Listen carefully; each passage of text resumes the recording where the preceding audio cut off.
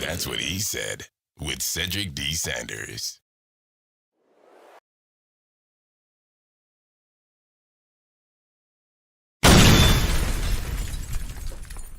Oh, I'm sorry. Did I break your concentration?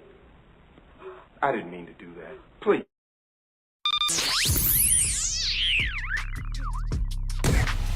Welcome to another episode of That's What I Said with Cedric Sanders. Giving you 100% authentic, real, raw, unapologetic truth with no filters. This broadcast starts now.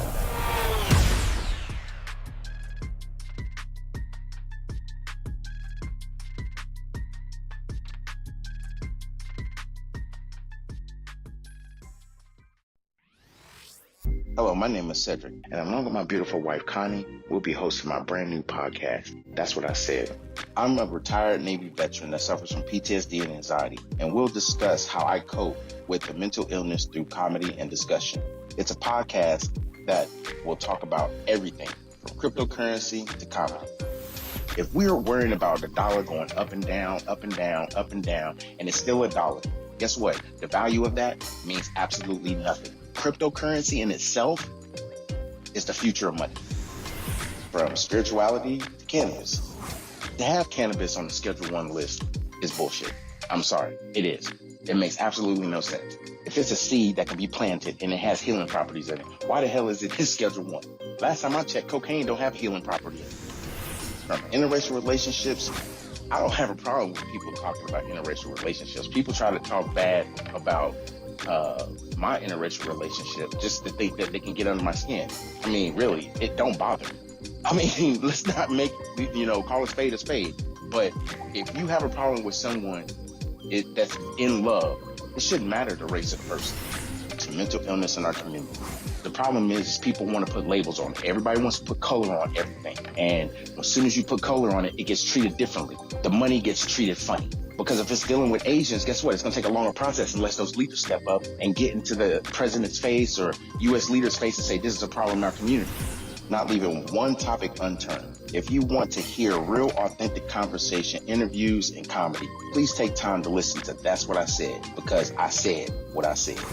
Giving you 100% authentic, real, raw, unapologetic truth with no filter. Listen to That's What I Said. Available on your favorite podcast platform.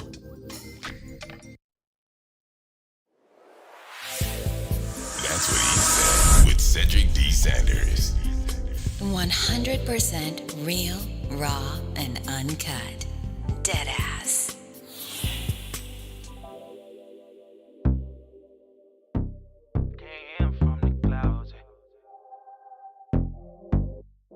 About $1 million, I keep it a trend, resilient, they energy off. My image is God reaching deep in the pot, I got features of people I lost. Yeah, R.I.P. on me, TT. The melanin on me, my cheekbone is native, the soil is my where I walk. Some beavers on me, my nigga, go figure my inner, make enemy scoff. Admit it, your energy off. My frequency killer, you soft. I show people love, they act like they above it, but switch when they see. What's good? What's good? What's good? Hope y'all enjoying y'all Tuesday evening. If not, maybe I can spark it up. Maybe it's my time to spark it up. What's good? What's good? Y'all just tuning in.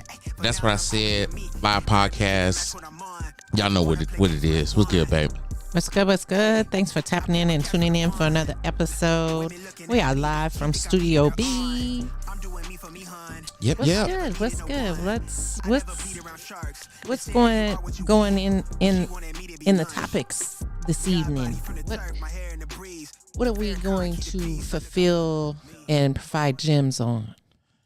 I think a lot of it is going to be. Let me turn my music back on.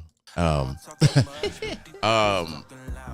lot of it, I think, me personally, is going to be in an avenue that I think people can relate to. Okay. And the reason why I say that is because I know a lot of people have had, their different experiences or whatnot. Mm-hmm. Or relatable experiences. Exactly. So one of the things that I was partly discussing last week and kind of got into it, but not all the way deep into it. What's good? Angela is in the building. Angela, what's good? What's good, Ange? Thanks for tapping in with us. Don't ask me why I'm being silly right now. But something I had said, because I had saw a reel with Mike Epps, and he was, talking about stuff, and I had mentioned what he was on and everything else, and blah blah blah, and I said check the reel out yourself. Right. But he had said that he was having survivor remorse, and it hit me different because it's something that I think a lot of celebrities go through, and not just celebrities, black people especially, just I think anybody, to be honest with you, but I think black people especially, only because I see it more, and maybe because of how mainstream media doesn't do it, but other media that you can subscribe to that's putting out valid information, because you can do your research and end up validating it yourself and getting to know not just your community, but what other communities of your people, what they're dealing with. So one of those things, not to get long-winded, but one of those things that was in there was jealousy, of course. And I always have this thing with jealousy and envy, and they're married, but they sleep in two separate beds. They're like oil and water, but they always go together. People that are jealous of you, 9 times out of 10 are envious of you. Why? I have absolute no idea. It's just weird. It really is. And I think this is the best time to talk about it, because kind of in a joking way, you really are going to see how people act when they get their tax returns. Oh my goodness. You really are going to see like how real people are. Some people go to the extreme with it. So the topic tonight, winner's remorse, why the podium isn't always a party. Why the podium isn't always a party. Let that marinate for a minute. Let that marinate. Because a lot of it is we know, like, we know. And the reason why we know is because we experience it. We've had experienced it, or we know someone that has experienced it. And in that experience, they always say there's a lesson in that, right? Always. There's a lesson in everything. Well, this is the thing, and this is how I kind of see it. A lot of times, your success isn't always going to be on the level that people, I wouldn't necessarily say they want to see you fail, but whenever you feel that you have met a goal, or you're being successful at something, or blah, blah, blah, whatever it is, and somehow in that process, you begin to notice not just distance in the friendship, but it's more so like, I don't get it. It's like I asked you for a bottle of water, and all of a sudden you say, I only drink water that's imported from Mars now. It's like, really? You didn't let success go to your head that much to the point now you just drinking imported Mars water? Are you serious right now? But this is the Hold on while I sip my tap water. I'm done. I'm mad about it. It's not filtered. It's filtered. It's filtered tap water. Yeah. You're still getting some kind of cooties off of it. I sure am. Well, that's why I drink alkaline water. Anywho. And pineapple juice that we have somehow misconstrued as being bad for you, because some people feel like you can't drink pineapple juice unless you actually buy a pineapple to juice it. What? I'm gonna tell you something. I'm gonna say this because I authentically believe this. Doesn't the plantation that no. the Dole plantation make it? I ain't gonna go that deep. I'm gonna go here. That's the obvious go to, but I'm gonna go here. Just saying. See, the people that hate on you the most are the people that they feel are in competition with you. You're in competition with them, or they're jealous of how you've maintained some type of success, whether it's, you know, a new job, promotion, you got into a new tax bracket, or you got promoted, or I don't know, you became a millionaire off the lotto, you know, own a business and it's being successful, you know, or you got your degree or whatever. So many things. You got rich off crypto, whatever. It don't matter. People will find a way to first be envious of you because now you're able to, you know, live the life you want to live.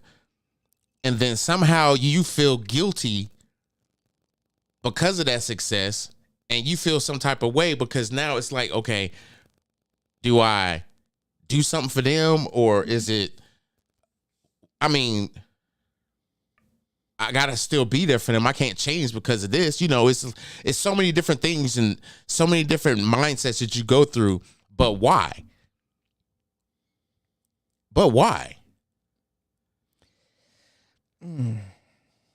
It's one of those things that it's so common that a lot of people don't talk about it. I was just about to say the party is definitely not at the podium. But see, sometimes they don't realize that some of these celebrities deal with mental health because of their success. Right. Some people don't understand there's a balance. Right. And I'm quite certain that all these celebrities have some type of therapist or something in their queue that they go see to help them balance out all the shit. I wouldn't say that. I'm gonna be honest with you. A lot of times people won't even, especially black people. A lot of black people won't go see a psychiatrist unless it starts to get bad. But even if it starts to get bad, it's like some people like myself, I would go learn through the process. I'm not going to talk to somebody else about some shit that I need to process a whole hell of a lot faster than you telling me. Because I'm only seeing you maybe twice a week, or maybe once a week, or once a month, 2 times a month, however the, you know, whatever it's set up to be. And not most of them are once a month. But at the same time, then again, it's depending on how much you paying them. But anyway, you have to, I think, deal with things the way you're going to process the outcome of whatever it is that you agree to. Sometimes some people just agree to some shit just to agree to it because it sounds better if I just agree to it. But really, at the end of the day, who are you hurting? Like, let's be real. Who are you hurting?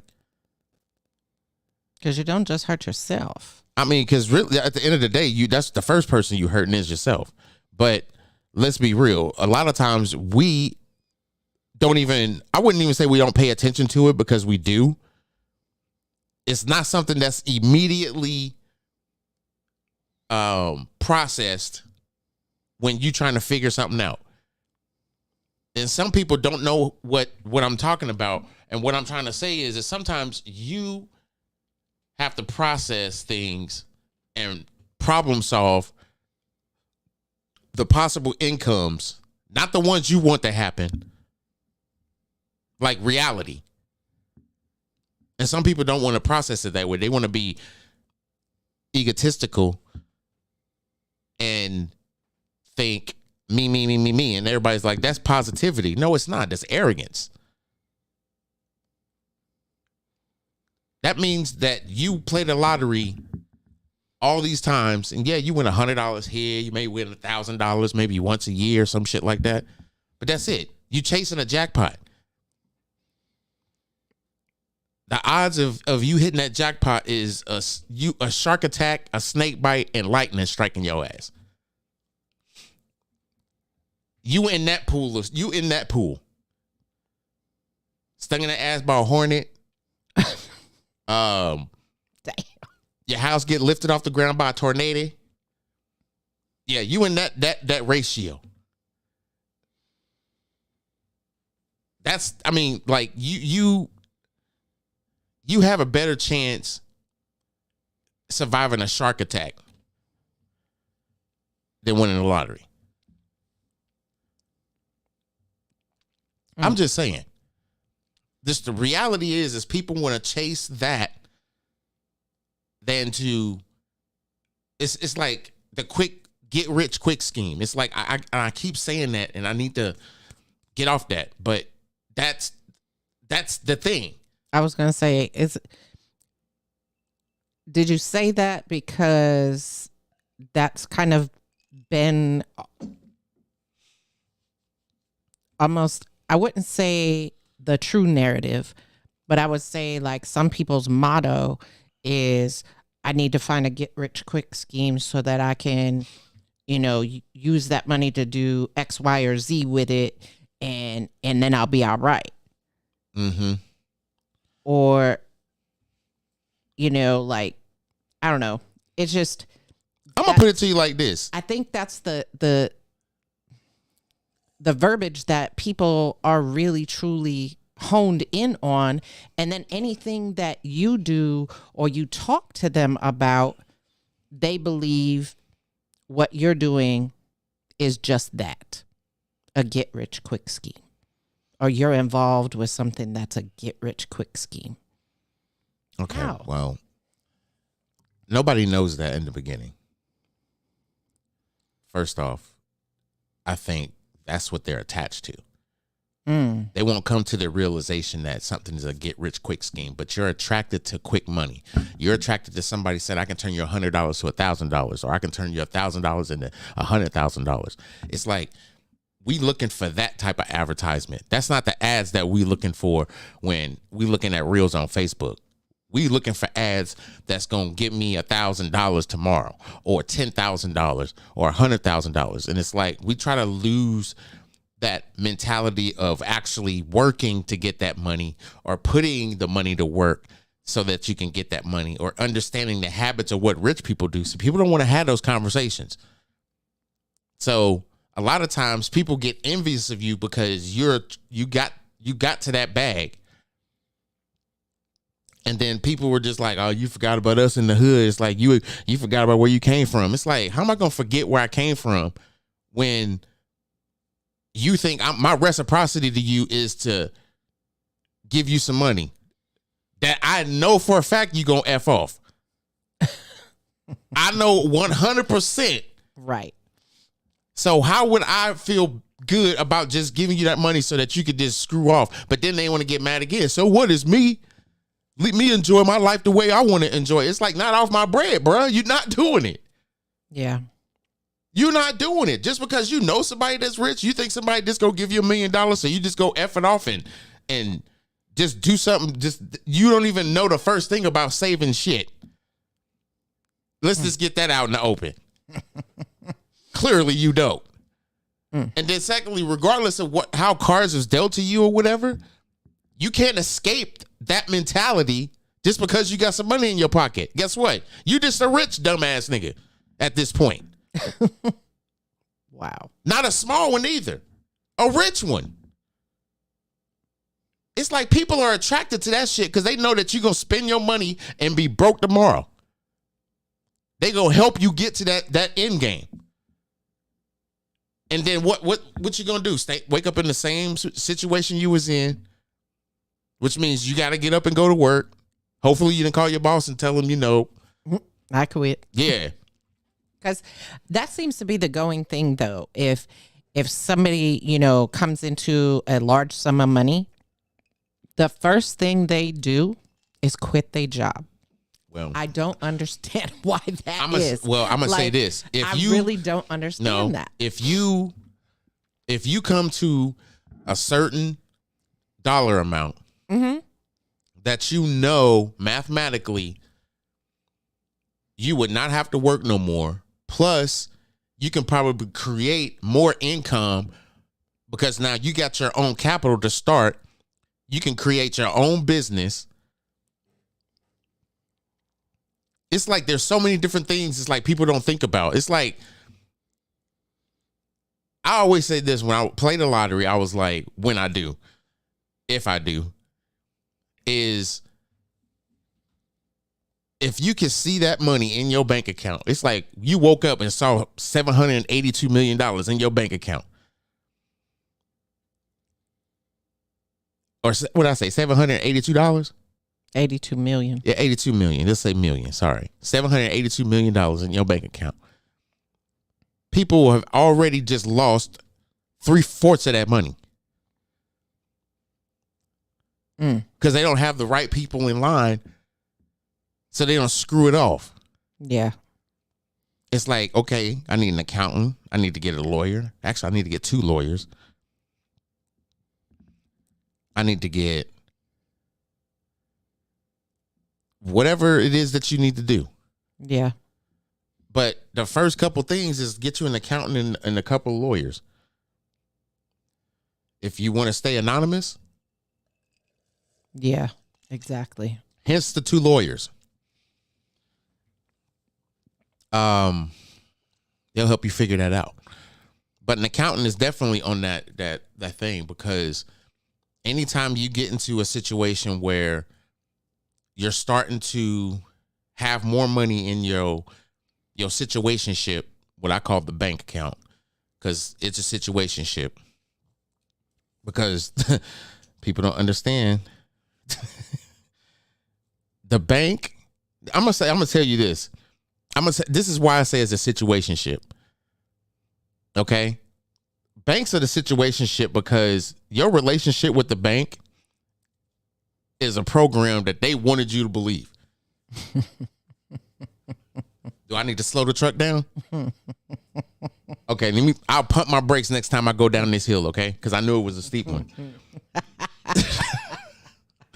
He said, hold on, let me pump the brakes so people can jump on board. No, I'm not being an asshole when I say this, but I'm being serious. No, I'm being serious. Your bank, you are in a situationship with your bank. Okay? We were told this is the best place to hold our money so we can save and have the best things in life and, have great credit so I can have access to other money. And people think that the minor investments that they're doing, a lot of people are doing minor investments, not a lot. Like they think their 401k is an investment. I'll let that marinate. Anything that's getting traded on the stock market, you don't have control over. It's situationship. Banks, situationship. Your job. A lot of jobs, just situationships. Anytime you gotta not put your money to work and you gotta work to build more money so you can put that money to work, if that's what you choose to do, that's 2 double negatives, ain't it? Yeah. You working to put your money to work. Why is it that we can't have that passive income that's already putting in the work for us, regardless if we have a job or not? Yeah, because it doesn't take a lot. Like, if you really truly think about it, and I know you've said this a million times, it doesn't take a lot to start off investing. No, it's in something. Well, yeah, whether it's something. Crypto or the stock market or whatever. I will say this. That's not even just the answer to the question. It's that's one fix, but at the same time, this is the hardest thing to have people understand. It doesn't matter how much money you make. How much money are you distributing that you probably shouldn't distribute? Or I will say it this way, because I know podcast goes into my fam. How much money y'all fucking off every month? Right. I'm sorry if that French or that vernacular was a little bit strong and hasty, but let's have this real conversation. How much money are you really fucking off that you can't put money to work? And let's be real.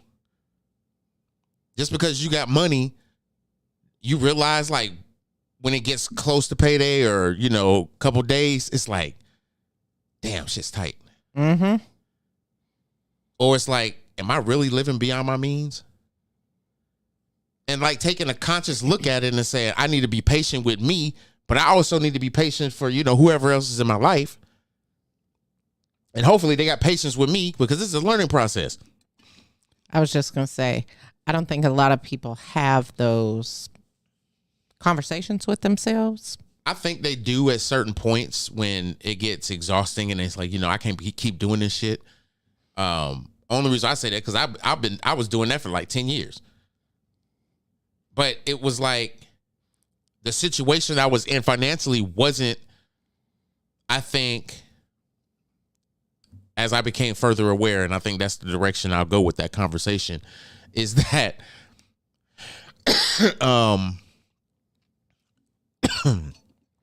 nobody should be paying the amount that they pay for child support when a lot of this child support is not getting supported to the child. True. I can wholeheartedly, you know, agree with that, and how they do the financial statement or whatever to come to that number. It's ridiculous. It's way ridiculous, especially to military people and because they're going off of a gross income. Well, it's not even just net, that. A net income. Your net and your gross is two different damn things. Well, you got to think about it. In the military, a lot of people's pay comes from their you know, basing, whatever. Right. So all the other pays that they get should not be affected on their child support because they could be stationed overseas. And this is just my opinion. Let me say that. This is just my opinion.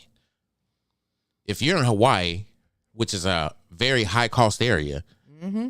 you're subject to getting paid more due to the high cost, you know, because the high cost of living. The higher cost of living. And being that higher cost of living is so egregiously high, this gets penalized in child support. And a lot of people will say, oh, not in this state. In this state, yeah, state schmate. It shouldn't be this different in every state. Right. It should be a standard. It should be a median standard because it should not be all relied upon. And I'll say this because a lot of it's on the fathers. And then granted, some women will say, well, he's a deadbeat. He did this. He cheated. Blah, blah, blah. Okay, that's a relationship that should not be affected on how much this person pays to support that child. Exactly. Because then now you're affecting the relationship because now, and I'm not saying that this is like okay or anything else like this, but this is kind of where we need to get back in our communities and start teaching people to calm the fuck down. Because all is not lost because of the. Anyway, I'm not getting into this conversation. I'm not doing it. I'm not doing it because I'm going down a path that I can passionately talk about through experience, and I'm not going to do it. So, yeah. Moving right along. I saw you, Vegas. Congratulations, my brother. What was I about to say? Congratulations, Vegas. Oh. Yeah, right. I feel you. I just got done and I still not done. I mean, even when you're not paid, you know, even when you're not paying, you're still not done. So, no doubt. So, moving right along. Winner's remorse. Why the podium isn't, you know, isn't the place to party. And I think I'm gonna say this, trying to get off that damn topic because that's when I'll be oh dang. I feel you. I remember. I know. Oh yeah. I don't know. I mean, survivor's remorse is it's not financial as well. Let me just put that out there. Right. It could be a multitude of things. I mean, it could be a relationship. It could be your advancement in the church. It could be, yes, your success at work. Just you moving from one neighborhood to another. Right. The car you drive, the relationship you have. Yeah, it could be a lot. The attention you get from one sex to the other. You know, there's a whole lot of parameters in this whole dynamic of just success, because certain people see success differently, not True. just financially. True. I was just jumping on that one because, you know, what we talk about. Right. But relationships is a big key one too, because people could be stuck in a chapter in which they thought that you would never get out of.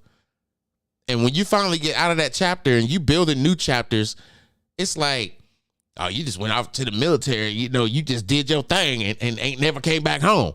My intentions was to go in the military. Right.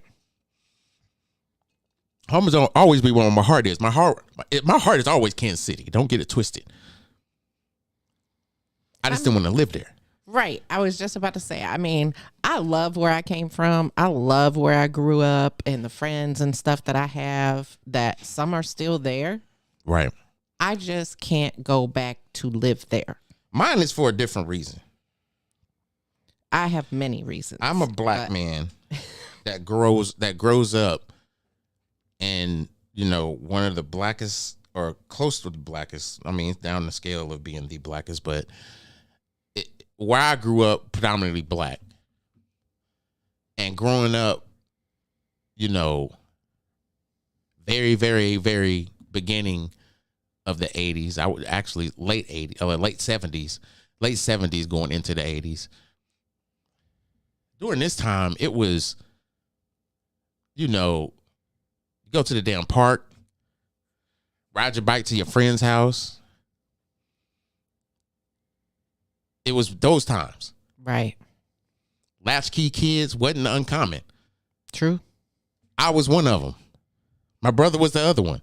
Yep, I was too. And yes, we both had keys because we was both in different grades. And it was one of those experiences, I think, that just humbled you. Like I said, depending on how you grew up or whatever. And this ain't no judgment to anybody. Everybody's upbringing is how they grew up.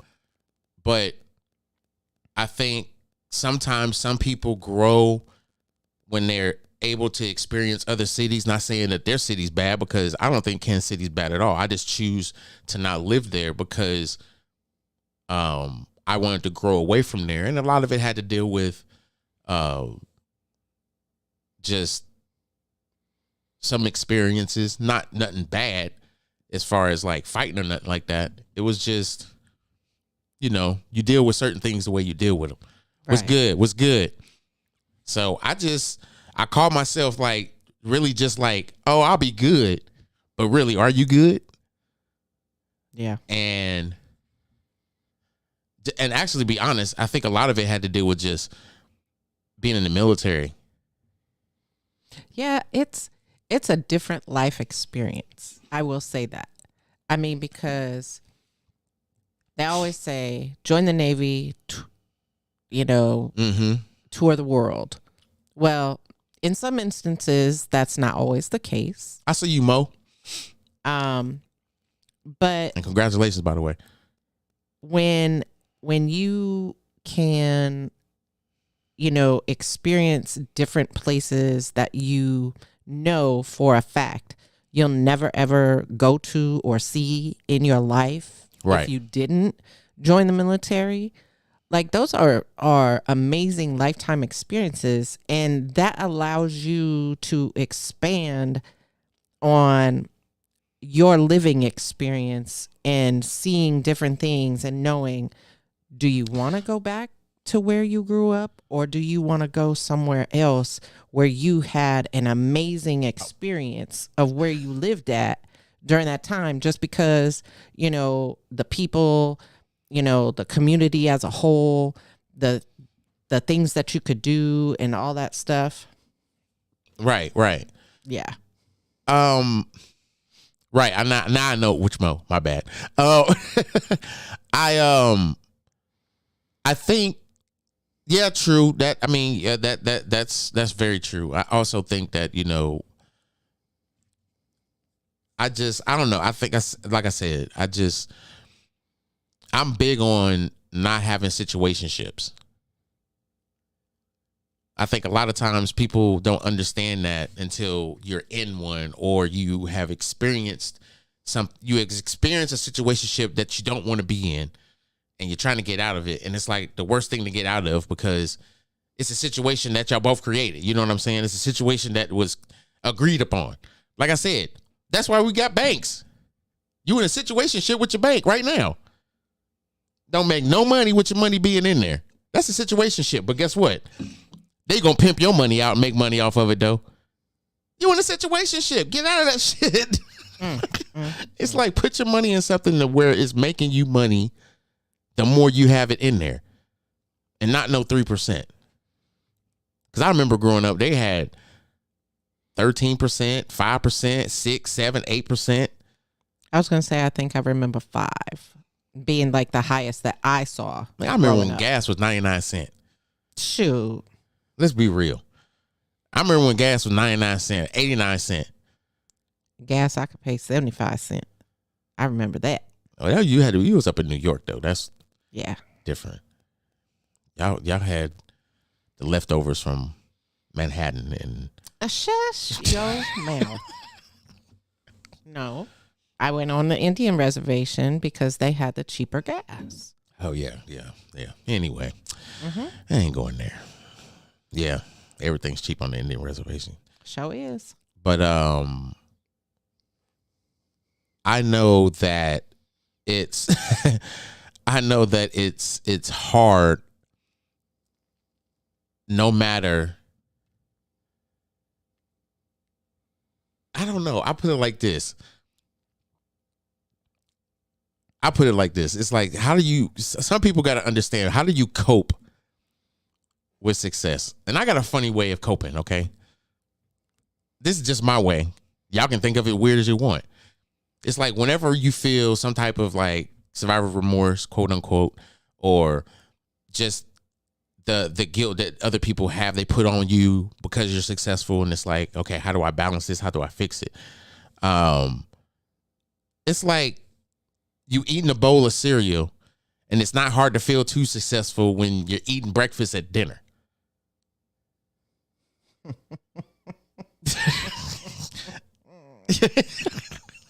Wait a minute. I'm through. I mean, think about it. It's like, it's hard to feel too successful when you eating breakfast at dinner time, but everybody else around you is like, "Would you break me off something, bro? You 7 o'clock, in the evening, and here you are. I'm eating some Apple Jacks." Right. Guess what? Best damn dinner ever. Maybe you make money at night legally. I mean, whatever. Maybe that's when you get to count up all your money, or you just wake up to do all the administrative things or whatever. Yeah. Some people don't realize that it sounds funny, but to be honest with you, it's like, who said you have to eat breakfast in the morning? Right. I can tell you right now, successful people have 6 Saturdays and a Sunday. Mm-hmm. They only understand what the other days of the week are unless they have to go to the bank, or they have to run errands and go to the grocery store. Or they have to go. Only when things are open. Yeah, they need to know what the actual day of the week is. But the way they live, 6 Saturdays and a Sunday, they might wake up 2 o'clock in the afternoon. Like, well, let me get my day started. Go take a shower, and I go sit in front of the computer for an hour. Get on the phone. Yeah, hey, what y'all doing? What's today? Oh, okay, all right. So, yeah, everything good? All right, cool. I might stop by there on Friday. All right, cool. Click. I guess I'll go to the gym. Boop, boop, boop, boop, boop. It's like, what? I mean, a lot of people's like, man, I would love to have that lifestyle. It's like, you're on a different kind of stress than they are. Yeah. Because they may have been in your position a few years ago. It may not have been just given to them. It's like, you may be working hard now, I mean, that might be the hardest thing that you do at any point in your life is trying to build, you know, your empire, trying to build a business or trying to build yourself within a company so that you can save the money to create your own. It's like whatever your goal is, why not work hard to get to that goal? So then you can meet the other goals that you need to meet. And people say it's always distractions or it's always something that prevents me from getting there. A lot of times it's you. I was just about to say, ain't it you? Sometimes it's you. In your own way. I mean, sometimes it may be where you work at and the atmosphere that's there or a certain, you know, whatever. But we ain't got enough authoritative volume in our voice or creative to just be able to go to somebody and say, yo, is there a way that I can go work over here and still do my same shift? job or work a different shift? I mean, I'm still making the same money, right? Right. Because if I'm still going to have to interact with this motherfucker right here. Yeah, it's a wrap. It's a wrap. Fired! Shots fired! I'm just saying. It's a whole ass. It's going to be a problem. And it's like, I'm not trying to jump out of my character. I'm going to still be the same guy that y'all hire. Y'all know me for my reputation. I got this great personality. Please don't let him turn the light switch on Halloween. But this motherfucker right here, though. Do not let him turn that switch on Halloween. 911, what is your emergency? I hear shots. Okay, ma'am, calm down. What kind of shots? I'm just saying. Different type of attitude. I mean, some people are just weird like that. But anyway. But there's always that one person that works at your job. Oh, that's testing your patience. There's always that one I always person. tell them, and a lot of people don't necessarily understand when I say this because they don't feel like they've ever grew up this way. But if you ever hear somebody say, oh, you trying to be gangster? Just say, yeah. Don't test my gangster. Even if you don't even regulate or understand what that means. Regulator. If you heard that from somebody else, you know the movies you done seen and the experiences you have never been in are going to all come to a conversation in your brain. Hey, bro, you ain't never been here in this type of situation, bro. I don't give a fuck. That's one thing that's going to go through your mind at this point. The other thing that's going to go through your mind is probably piss running down your leg. So you need to figure this out now, like today. Because the next time somebody tests your gangster, that's when you need to separate between being a professional and sitting your ass at home in the basement trying to make a mixtape. Because don't want nobody hire you because you got an anger issue. You got to know when that gangster gonna come out. You can't just always feel like, oh, you gonna test my gangster right now? And it's like, bruh, you just got here Tuesday. Yeah. Sit your whole ass down, calm down. Okay? You don't need to be trying to Mike Lowry the place and beating people up. And we don't need you to do that, bro. Not yet. Let us see the new Bad Boys before you go out and act a damn fool. Okay? But anyway, I'm going to keep it short, y'all, because I don't want to impose on y'all Tuesday evening. I like to keep it short, right under an hour, so that y'all can still enjoy y'all evening. Because I have to be respectful for the time. It's 8 o'clock, almost 8 o'clock here on the East Coast, which means it's 7 o'clock Central Time. And the numbers pretty much go down from there, you know. So I appreciate y'all taking the time, as always. Absolutely. To you know, enjoy this conversation that we like to have. And I try to spin it up a little bit and give y'all some different topics and different things to chew on. But you got anything for the people before we get up out of here? I do, actually. Going and closing out tonight and going into the rest of your week, if you as an individual haven't taken the time for your own self and given yourself your own pep talk,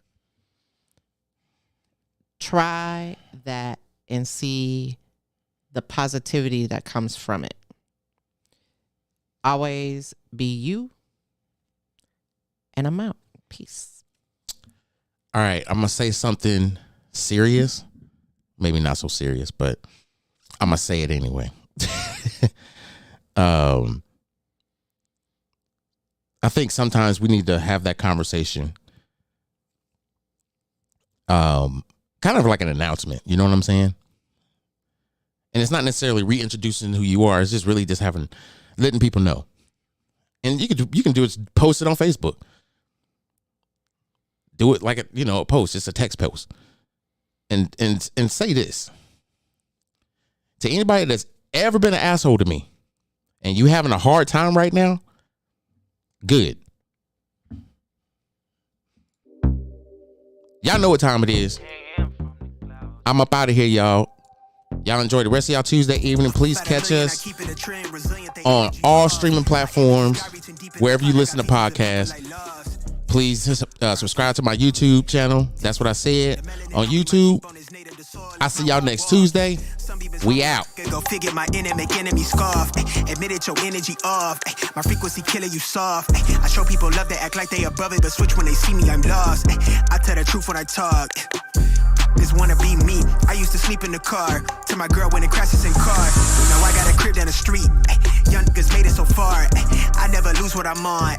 For now I'm cool being me, but I need you to match what I'm on. How you wanna play games when I won? Hey, I play with the needed no one.